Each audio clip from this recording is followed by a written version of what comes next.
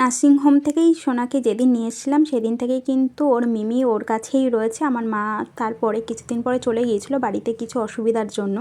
আর সোনা এখানে ঘুনো করছে আর ওর মিমি পাশে সোনার জন্য বসে রয়েছে যাতে সোনার কোনো অসুবিধা না হয়।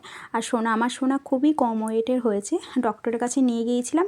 তো ডক্টর বললো ওর জন্ডিস ধরা পড়েছে, যার জন্য কি হয় ওই কম ওয়েট হয়েছে বলে ওর জন্ডিসটা বেশি ধরা পড়েছে। এবার ওর ঘরটা পুরোপুরি গরম রাখতে হবে, ওই কারণে এই পুরো এই লাইটগুলোই পুরো ঘর পুরো গরম রাখবে, সেই লাইট পুরো চারিদিকে দেওয়া রয়েছে।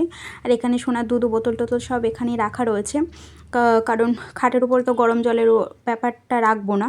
আর এখানে মাথার পাশেই সোনার একেবারে ওষুধপত্র টিস্যু থেকে শুরু করে A to Z জিনিসপত্র সব ধারেই রেখে দিয়েছে যাতে আমার বাবার কোনো অসুবিধা না হয়, পট করে নিতে পারি।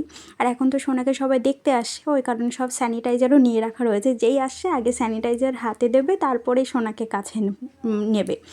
আর আমরা তিনজন আমি, আমার বোন আর সোনা খাটের ওপরে শোই আর সোনার বাবা নিচে শোয়, ও আমাদের